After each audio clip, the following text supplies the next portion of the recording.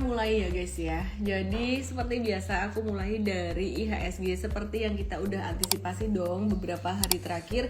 Bahkan selama bulan Mei terakhir ini meskipun IHSG naik terus, itu berkali-kali saya bilang dan juga coach-coach di Mtrade juga bilang bahwa sebenarnya naiknya IHSG ini tidak fundamental. Kenapa? Karena naiknya tuh Mau dapat bimbingan intensif belajar saham dan referensi?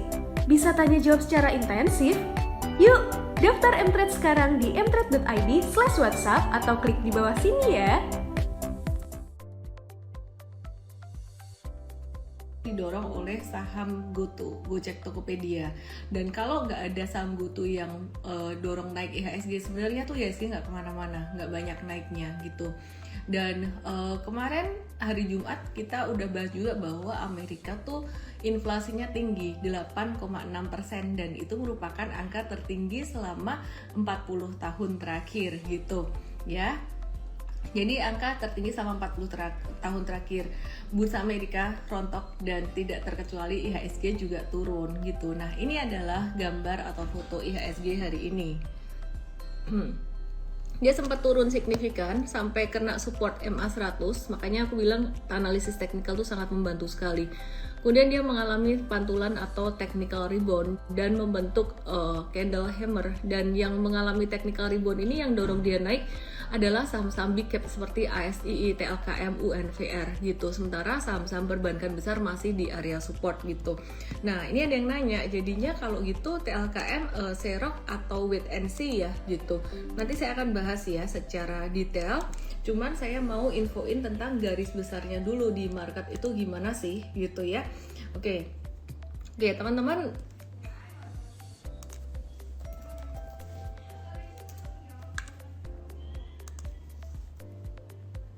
Bentar ya guys.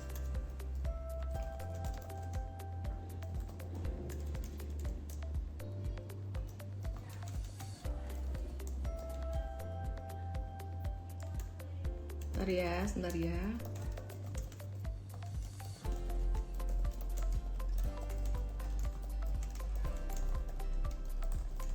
Oke, aku lanjutin guys. Ya, jadi ini IHSG tadi yang membuat dia mengalami pantulan. Ya, kita kan sempat, ini gambar yang aku gambar beberapa hari kemarin, tim Mtrade juga punya view yang sama. Dia kena area support terus kemudian dia mantul. Jadi turun ke area MA 100-nya dan itu benar terjadi. Bukan karena kita pinter, tapi karena memang ya gitulah ilmu probability-nya gitu. Kesimpulannya sih sebenarnya teman-teman, yang perlu kita lakukan adalah wait and see. Apa yang kita perlu lakukan gitu. How low can you go? How low can you go? IHSG how low can you go? Setelah dia turun, breakdown dari pattern double tops-nya dan kena area support MA100 sekitaran level 6.926 di sini dan dia turun ya, kemudian mantul lagi. Didorong oleh saham big cap seperti ASII, TLKM dan UNVR. Kira-kira apa yang akan terjadi setelah ini? Kira-kira patternnya bakalan kayak gini. IHSG bisa naik, kemudian bisa naik ke 7064, abis itu bisa turun lagi. Nah, apakah turunnya akan tembus dari MA100 atau enggak? Kita nggak tahu. Yang perlu dilakukan adalah antisipasi. Antisipasinya gimana? Nomor 1, buat teman-teman yang trader, direm dikit. Cara ngeremnya adalah kalau misalkan mau trading, tetap mau beli saham, nominalnya kurangi separuhnya atau seperempatnya, kurangin ya. Jadi benar-benar dikurangin. Sekarang kita main bertahan dulu. Saya pribadi udah sempat bilang selama beberapa waktu terakhir, beberapa bulan terakhir, saya tuh lebih fokus untuk investment, bukan untuk trading karena marketnya tuh mulai volatile lagi kayak di tahun 2021 awal. Jadi lebih banyak fokus untuk investasi. Kalau investasi saat ini portfoliomu ada merah-merah dikit selama perusahaan tuh fundamentalnya masih bagus, dan kalau investor yang berjiwa trader selama dia masih di atas support terkuat itu nggak apa-apa. Tapi kalau misalkan kayak SMRA, kamu beli di dekat support terkuat ternyata dia breakdown, teman-teman mau cut dulu untuk amanin modal, boleh juga daripada stres. Kalau BSDE dia masih di atas support kuatnya, itu contohnya kayak gitu. Nah, ini aku kasih lihat contoh ya, maksudnya di support kuat tuh kayak gimana. Nah, ini support terkuat. Ini support terkuat, ini BSDE support terkuatnya 890, masih di atas itu. Sedangkan kalau SMRA dia ini breaking down dari supportnya, jadi teman-teman mau exit pun boleh. Tapi kalau misalkan benar-benar berjiwa kayak wah nggak apa-apa lah, aku yakin fundamentalnya oke, untuk investing oke, silahkan. Tapi aku cuma mau kasih tahu bahwa masih ada resiko di market. Jadi kalau kamu nggak siap mental, mau cut loss dulu boleh, selama modalnya nggak gede-gede gitu. Ini udah pada banyak nanyain yang mau serok apa, ntar aku akan share juga mau serok apa. Tapi nomor satu, sebelum mikirin mau serok apa, sebenarnya kita mikir tentang cara kita menggunakan uang kita untuk investasi saham ini pelan-pelan aja lah, santai aja, slow and steady aja, slow and steady nggak apa-apa. Karena yang slow and steady seperti kisah kayak kura-kura tortoise versus the hare gitu. Kadang yang slow and steady itu juga bisa hasilnya bagus juga gitu guys, bisa lebih menang daripada yang kebut-kebutan. Oke. Nah, kemudian saya mau kasih tahu buat teman-teman yang ngalamin nyangkut sahamnya nyangkut atau rugi. Sebelum saya kasih tahu peluang untuk beli serok gitu ya, saya mau kasih tahu buat teman-teman yang sahamnya nyangkut atau rugi. Bentar ya.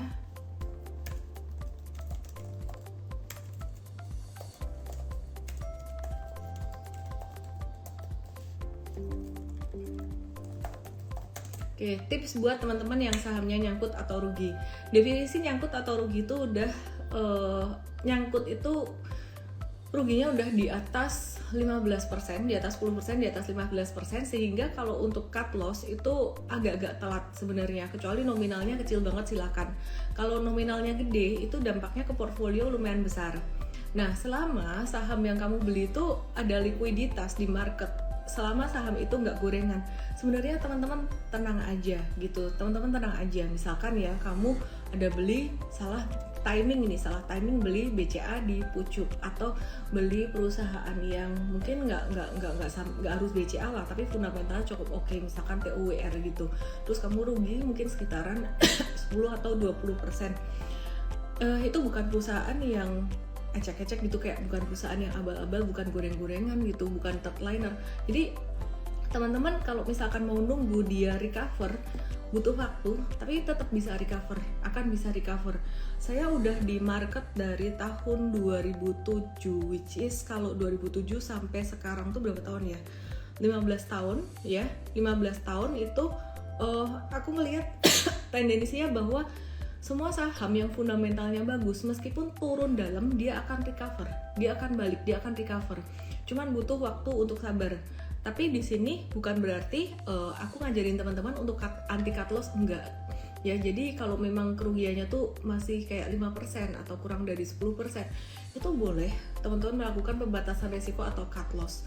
Tapi kalau udah lebih dari itu 15-20%, kayaknya mendingan tunggu aja deh ya. Jadi tunggu technical rebound. Ini GJE 5.000 suruh minum. Oke, aku ambil minum dulu.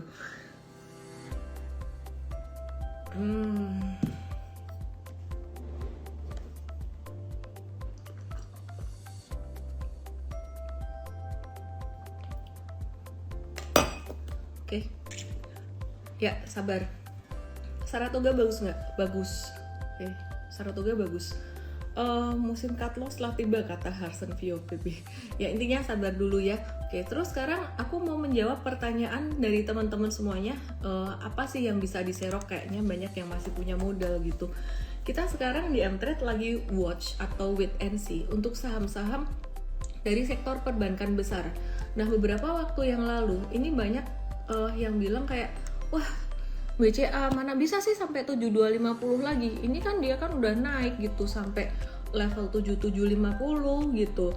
Mana bisa turun sampai 7250 ya, marketnya masih kayak gini ya, bisa-bisa aja. Tadi terendah di 73, 7275, kayak beda satu tick lagi udah 7250. Dan di sini aku lebih ke arah wait and see sebenarnya. 7250 ini kuat karena dia tuh ini di sini sejak bulan November 2021 gak ketembus. Kalau misalkan BCA tembus 7250, sebenarnya dia breaking down dari pattern head and shoulders besarnya. Ya, jadi investor gak usah pusing, gak usah mikirin, gak usah stres gitu. Ya, jadi teman-teman perhatikan di sini nih, gak usah stres. kalau misalkan breaking down ya just wait and see aja gitu. BCA termasuk count out code yang aman gitu. Jadi kalau misalkan mau serok 7250 boleh nggak? Boleh, tapi jangan banyak-banyak ya, dikit dulu aja ya, karena kondisi market masih belum menentu. Oke, terus kemudian untuk BRI dan kawan-kawan, BRI, MRI dan BBNI, ini juga BBRI tadi kena area support kemudian mantul, dan technical mau teman-teman percaya atau enggak, kalau pakainya bener bisa ngebacanya, sebenarnya dia kena area support tuh kemudian dia bisa mantul gitu.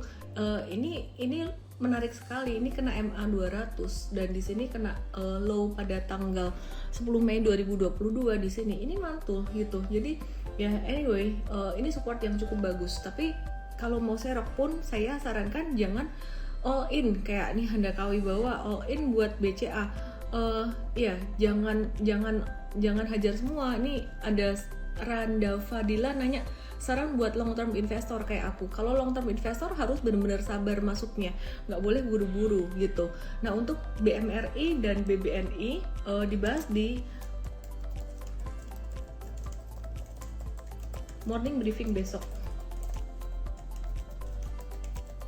Oke, terus kemudian berikutnya aku akan review pastinya saham-saham big caps ya. Jadi Bank Mandiri sama BBNI dibahas di morning briefing besok. Aku akan review untuk Astra International dan juga Unilever. Oke, Astra International view-nya aku sempat gambar beberapa hari kemarin tuh view-nya kayak gini. View-nya Astra International tuh kayak gini nih.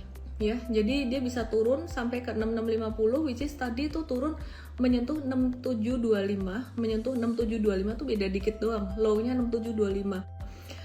Dia masih bisa turun lagi nggak? Masih bisa turun lagi. The worst case scenario tuh bisa sampai ke 63 atau 6350-an gitu.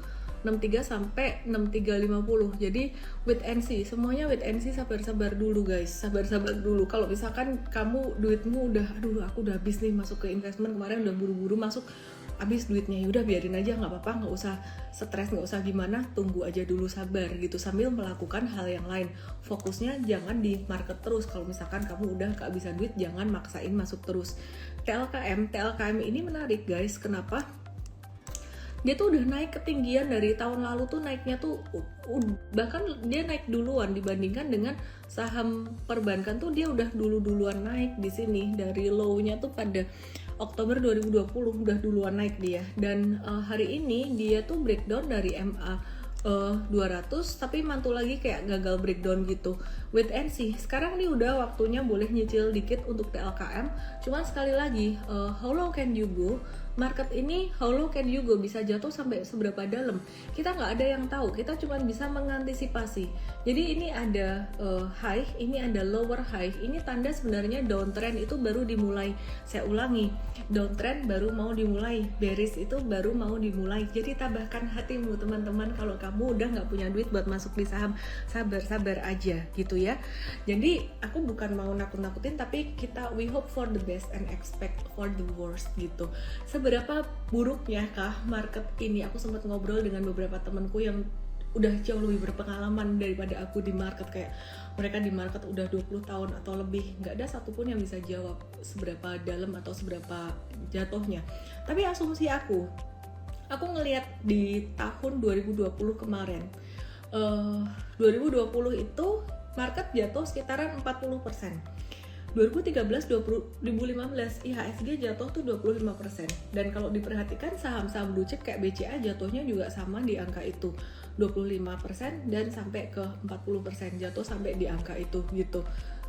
Oke, kita pakai benchmark itu. Seandainya jatuh dari level tertinggi 25 sampai 40%, dari level tertinggi kita lihat ya, BCA seandainya dia jatuh 25% dari level tertingginya dia, itu sampai ke angka berapa?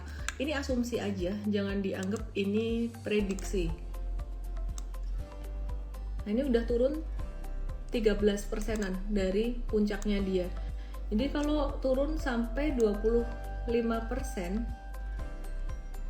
itu sekitaran 6.300, dan belum tentu itu terjadi gitu. Jadi kalau misalkan BCA sampai turun ke 6.300, demikian pula IHSG turun sampai 25%, 40%, yang punya duit pastinya akan pakai kesempatan itu untuk masuk yang udah gak punya duit gimana, yang udah beli dan kemudian nyangkut gimana? Tenang, selama kamu punya saham tuh fundamentalnya masih bagus, tuh tenang gitu. Kenapa? Ya it's just the matter of time. Kalau misalkan saham-saham yang kamu beli tuh bukan saham gorengan, pasti akan recover. Jadi aku di market udah sejak tahun 2007 itu pasti akan recover, apalagi kalau sahamnya bagus. Makanya aku bilang portfolio aku itu up to 50% itu isinya saham-saham blue chip kayak BCA, BRI gitu, dan juga Astra International. Sekarang posisinya masih untung, terutama untuk Astra International itu karena naiknya lumayan cepat gitu.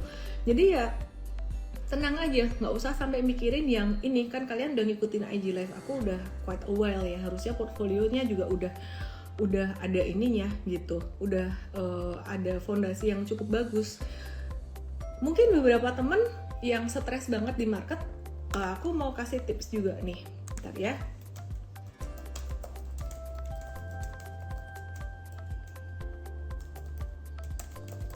Ya, buat teman-teman yang stres di saham atau stres di market, aku mau kasih tips ya.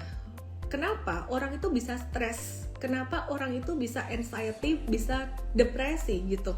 Aku belajar dari diri aku sendiri, bukan berarti aku nggak pernah anxiety, nggak pernah stres. Justru aku belajar dari apa yang aku alami, meskipun penyebabnya bukan market gitu ya, mungkin penyebab hal yang lain gitu.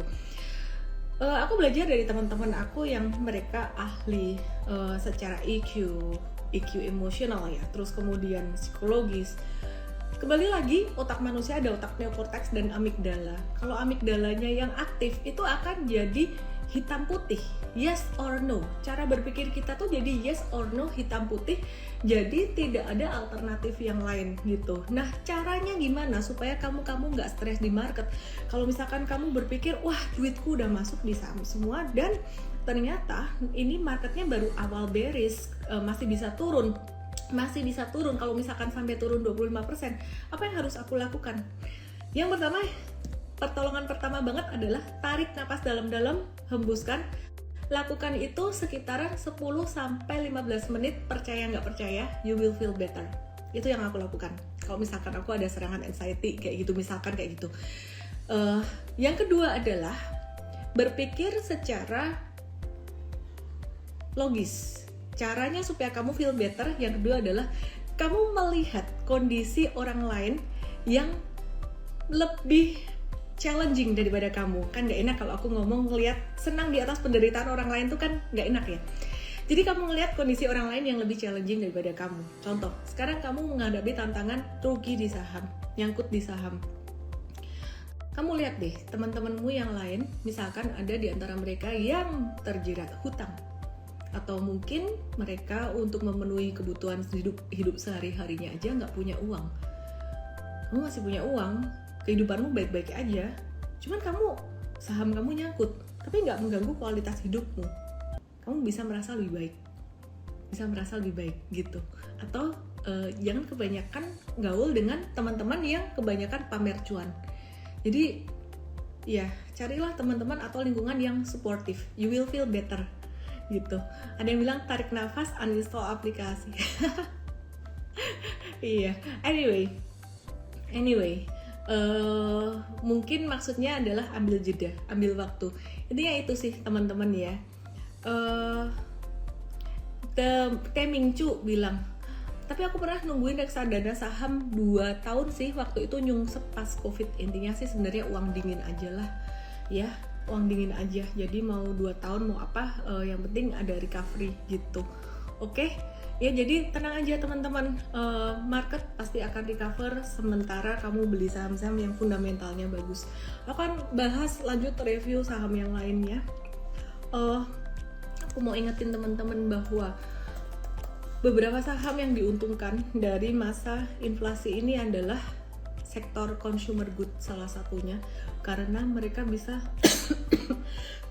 naikin harga jualnya pada masa inflasi kayak gini. Jadi mereka punya income akan lebih tinggi gitu ya. Jadi mereka punya revenue lebih tinggi.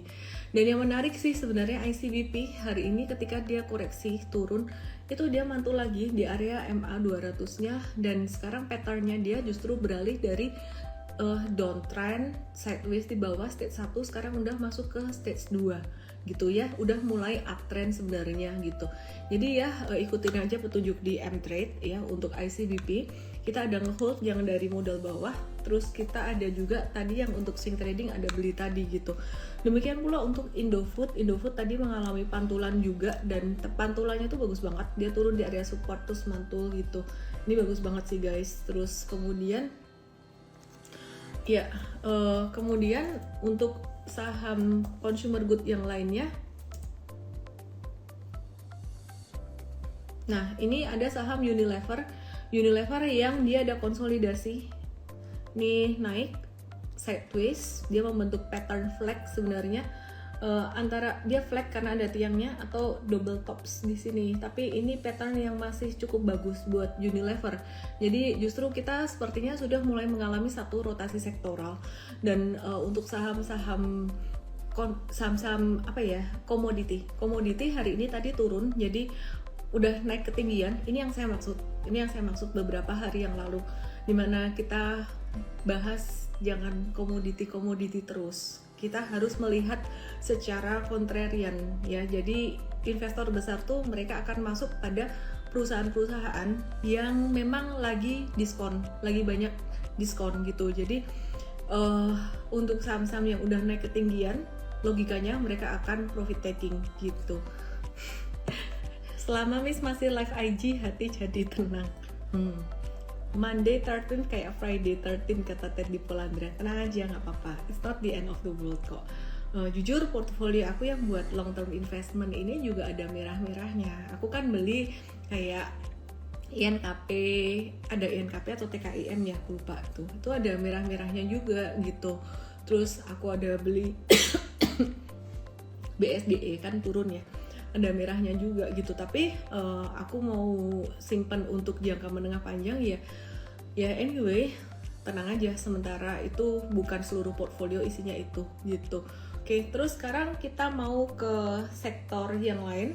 Sektor retail itu kita lagi watch juga, cuman kayaknya mending dibahas di morning briefing besok ya. Ada beberapa saham dari sektor retail yang menarik, bahas di morning briefing besok. Teman-teman langsung aja join sebagai user VIP mTrade ya di mtrade.id akan dibahas oleh coach-coach besok. Oke.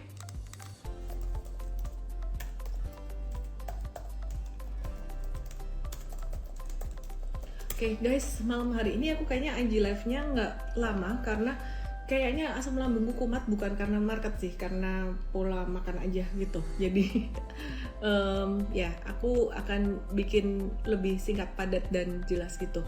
Nanti kita juga pastinya akan belajar tentang kondisi makro dan fundamental juga bareng dengan Coach Afif. Kita mesti ngerti fundamental itu gimana, dan aku akan summary-in nanti di belakang gimana setelah kita bicara dengan Coach Afif nanti. Oke, sebelum bicara dengan Coach Afif, aku mau bahas dulu tentang dari grup Panin. Oke ya, grup Panin ini pada naik semua karena ada kecenderungan dia akan bagi dividen yang cukup besar. Tapi kalau kita perhatikan saat ini PNIN, aku ambil dari satu ya, Panin Invest dulu. Ini udah tinggi banget dan jangan dikejar, entah dia naik ataupun turun. Oke, dia ada potensi begini. Dia ada potensi begini. Aduh. Oke ya. Dia ada potensi untuk sideways gini. Jadi kita tunggu sideways-nya dulu aja. Terus kemudian dari grup Panin yang lainnya ada PNBS ya, mTrade ada masuk ke PNBS kalau nggak salah. Nah ini naik lumayan tinggi. Terus ini ya anyway bisa ada koreksi juga, ada sideways-nya juga gitu. Kita coba lihat untuk PNBS. Sementara kan petunjuknya ini baru jangka menengah ya. Besok kita akan keluarin petunjuk untuk jangka pendek deh. Untuk jangka pendek kapan harus jual.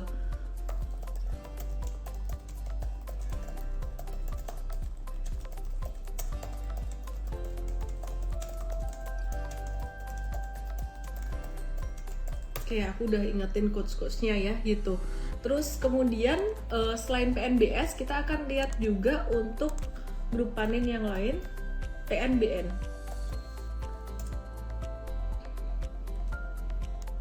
ini juga sama, udah ketinggian, kita tunggu aja sideways-nya atau koreksinya.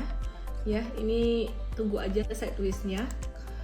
Jangan dikejar, terus ya ikutin aja di mtrade ya guys. Nanti akan dikasih tahu di mtrade.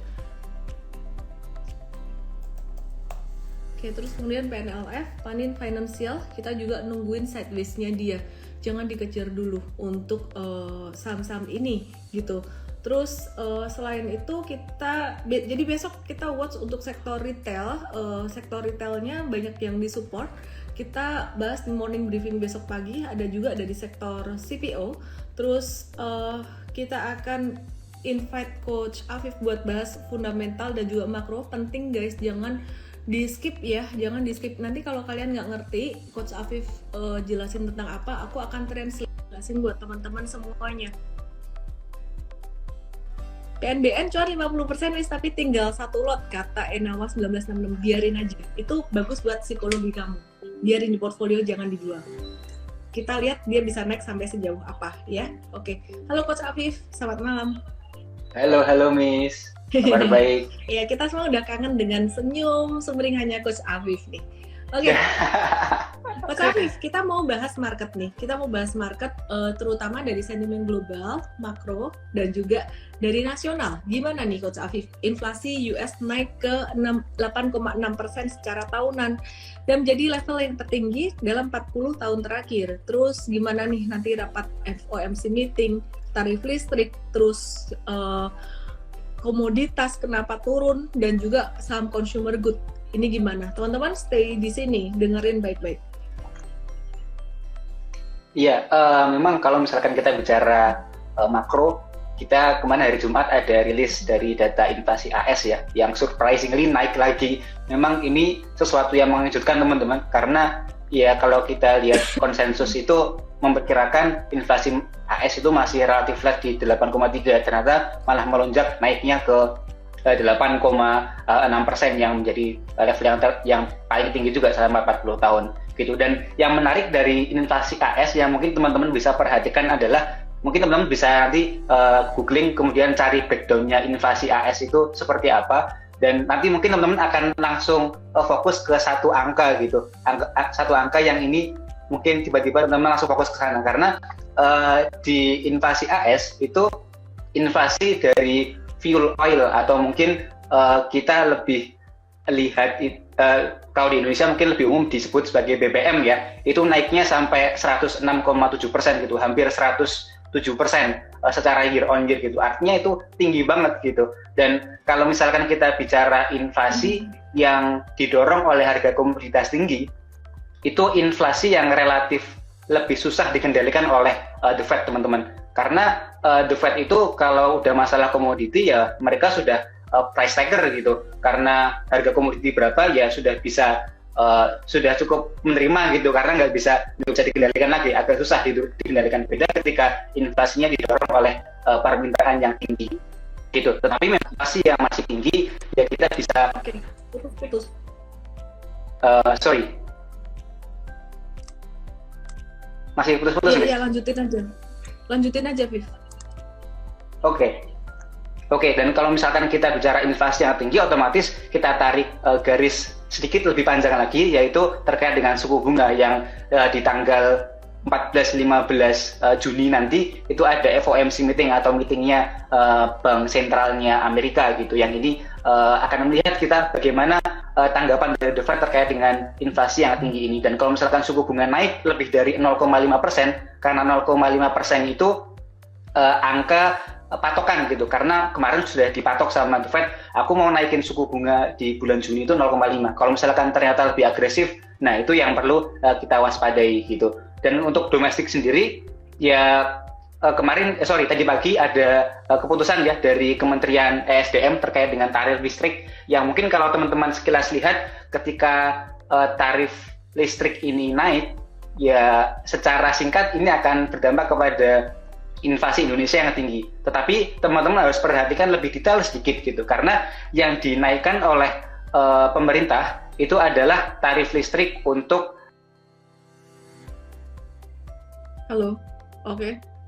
putus. Itu rumah yang itu rumah yang sedikit mewah gitu, mewah ke atas gitu, yang seharusnya secara ekonomi orang-orang yang memiliki rumah di atas listriknya di atas 3.500 itu punya kemampuan ekonomi yang lebih tinggi gitu dibandingkan dengan ekonomi yang relatif bawah. Dan kalau misalkan kita lihat secara golongan masyarakat yang secara total itu sebetulnya yang mengalami kenaikan itu hanya 2,4% dari total pelanggan PLN gitu. Jadi sebetulnya dikit banget gitu yang menerima kenaikan tarif listrik itu. Dan kalau misalkan saya mengutip dari cek sebentar. Suara hilang. Suara ada nggak sih guys? Suara aku ada nggak? Suara aku ada nggak guys? Afif bisa dengar aku nggak? Ya bisa, Miss. Oke. Lanjut. Terdengar. Oke. Kalau misalkan kita bicara dampak dari kenaikan tarif listrik kepada inflasi kita itu relatif kecil karena kalau menurut perhitungannya Kemenkyu itu cuma sekitar 0,019% gitu, artinya tidak terlalu signifikan gitu, Miss, kalau kita bicara makro sama makro Indonesia dan makro global. Aku mau ngejawab dulu pertanyaan dari audiens nih.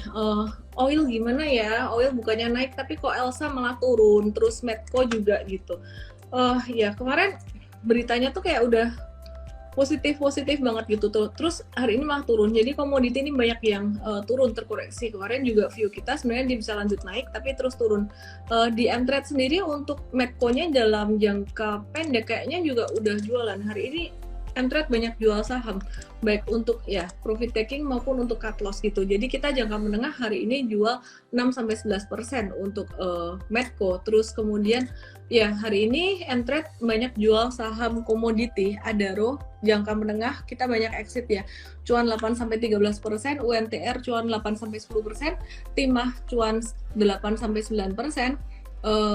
Medco cuan 6-11%, Elsa cuan 3-4%, Jasa Marga impas, BC kita ada cut loss sekitaran 1-9%, Adi 1-6%, Saratoga 4-7%, Indi profit taking, Tekim, SNDR yang buat trading kita ada cut loss gitu. Ya, anyway, terus Unilever ada yang profit taking dan ada yang impas juga untuk yang jangka menengahnya gitu. Terus ya teman-teman menjawab pertanyaan dari teman-teman semuanya sih. Ya, jadi kalau ditanya memang oil atau minyak ini bakalan masih bisa naik lagi. Jadi turunnya ini sifatnya ya sementara, masih akan ada technical rebound lagi. Ini kayak orang-orang profit taking aja karena takut market bakalan turun karena inflasi. Tapi tadi ada yang bilang Shanghai lockdown itu satu hal yang kita perlu waspadai. Kenapa? Karena ketika Shanghai lockdown, supply itu jadi terbatas ya. Supply jadi terbatas. Terus harga bensin di Amerika jadi mahal, supply terbatas, dan kemudian ketika Shanghai lockdown, kebutuhan atau impor batu bara dari Indonesia agak terkendala. Jadi ini dampaknya nanti lebih ke saham batubara gitu. Jadi ini sentimen negatif buat batubara. Semoga lockdownnya juga nggak lama-lama amat gitu. Nah, Coach Afif mungkin bisa tolong dibantu bahas untuk sektor. Kalau tadi komoditi udah belum ya? Mungkin lebih ke consumer good kali ya. Kalau misalkan belum komoditinya di morning briefing besok gitu. Oke, untuk consumer good, memang kalau misalkan kita lihat secara sektoral ya teman-teman, consumer good ini bisa dikategorikan sebagai sektor yang relatif defensif gitu. Karena ya kalau kita bicara teori sederhananya, ya mau nggak mau orang itu sekrisis apapun pasti makan gitu. Itu mungkin teori sederhananya gitu. Tetapi memang kami lihat momentum sekarang ini menjadi momentum yang cukup oke juga ya buat consumer good, karena memang ketika inflasi tinggi, perusahaan-perusahaan consumer good ini relatif mereka lebih mudah untuk menaikkan ASP mereka atau average selling price atau harga jual mereka gitu. Karena sebelumnya itu kan mereka agak susah naikin harga karena khawatir ketika kompetitornya nggak ikut naikin harga, ya ternyata malah mereka nanti pangsa pasarnya tergerus gitu. Tapi ketika inflasi tinggi, dia menjadi momentum yang bagus untuk menaikkan harga. Dan kalau misalkan kita bicara komoditi, kita juga nggak lari jauh dari soft commodity-nya juga gitu, karena ada CPO kemudian gandum yang ini menjadi salah satu bahan baku untuk consumer good gitu. Dan kalau teman-teman perhatikan, coba deh lihat chartnya gandum dan juga CPO global gitu. Itu sejak Maret 2022 kemarin itu secara price itu sudah mulai flat gitu, ya sudah mulai ranging lah.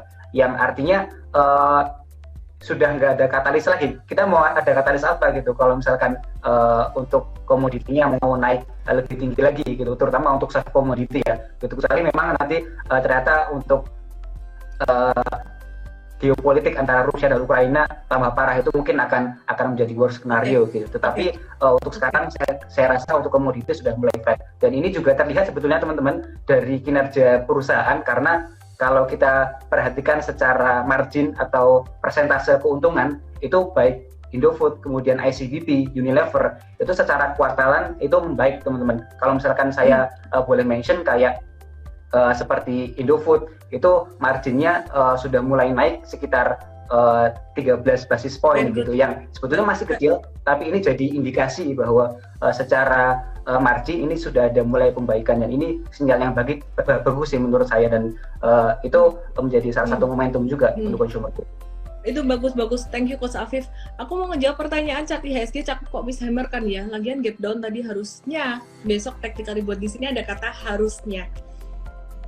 Harusnya market naik, harusnya begini. Nggak ada harusnya sih.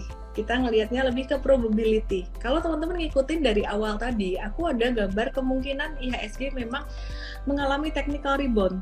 Tapi kita mindsetnya selalu hope for the best and expect for the worst. Kalau misalkan dia turun dari level 6922 atau dari MA 100-nya, ya kita siap-siap aja. Ini kayak Kendrick Karen 86, dia bilang market Eropa turun cukup dalam hari ini. Dow Jones hari ini dibuka minus lebih dari 1%. Merespon komen dari Kendrick Karen 86 nih, aku juga bilang bahwa ini market belum tutup, US market belum tutup.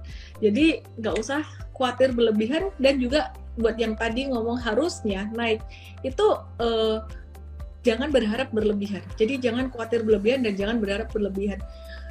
Di sini tuh di saham aku diajarin, belajar banyak banget untuk tahu hal-hal apa yang kita bisa kontrol dan mana yang kita nggak bisa kontrol gitu. Yang nggak bisa kita kontrol ya pergerakan harganya, tapi yang kita bisa kontrol adalah berapa banyak uang yang kita masukin di saham di sini, dan juga bagaimana kita membatasi risiko gitu. Oke, terus kemudian bisa dijelaskan lagi kenapa Shanghai lockdown, tapi kenapa Amerika yang kena imbas negatif? Karena China itu mereka merupakan produsen barang yang menurut aku sih terbesar di dunia ya. Jadi banyak produk-produk US, iPhone kamu aja deh cek itu dirakit di mana. Ada yang di China, ada yang di Vietnam ya. Jadi kalau misalkan lockdown, pastinya supply barang juga berkurang gitu. Oh, banyak hal, banyak barang. Jadi bukan cuma 1-2 barang aja. Contoh, teman-teman mau beli mobil, ada nggak yang di sini mau beli mobil? Susah banget kan barangnya. Indennya tuh kayak misalkan berbulan-bulan. Apakah karena yang beli banyak? Enggak, karena supply-nya dikit, kayak chipnya tuh nggak ada gitu loh. Jadi ya itu yang menyebabkan ketidakseimbangan atau ketimpangan pertumbuhan perekonomian. Inflasi tinggi, demand besar, tapi supply-nya terbatas. Kira-kira itu, gitu ya. Jadi itu yang menyebabkan market bisa terkoreksi. Oke, Coach Afif, kayaknya besok Coach Afif bisa lanjutin bahas di morning briefing. Aku mau kasih beberapa insight dulu buat market, buat audience. Thank you Coach Afif ya, sehat selalu. Oke. Ya. Thank you Miss, bye semuanya. Oke. Mutiara Lili, wow betul mobilnya inden lama baru sadar ya. Itu yang disebut dengan supply terbatas. Aku mau summary lagi guys, apa yang terjadi di market saat ini. Sebentar ya. Bentar ya guys ya.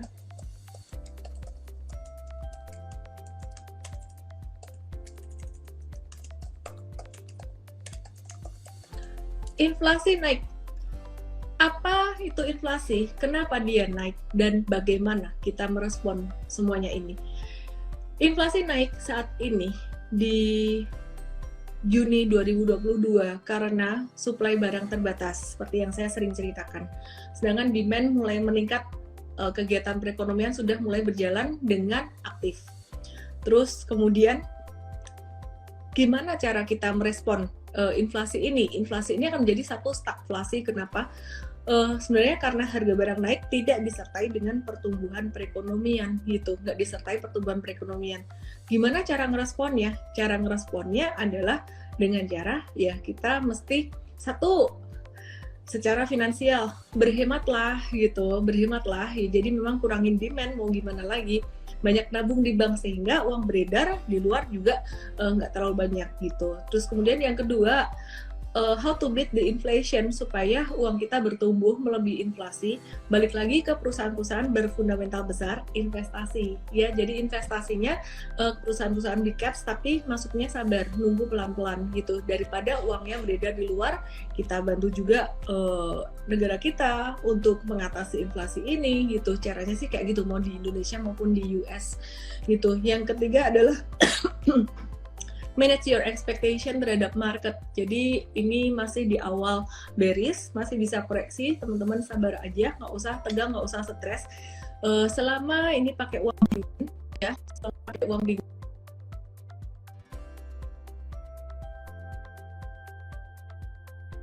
Kenapa?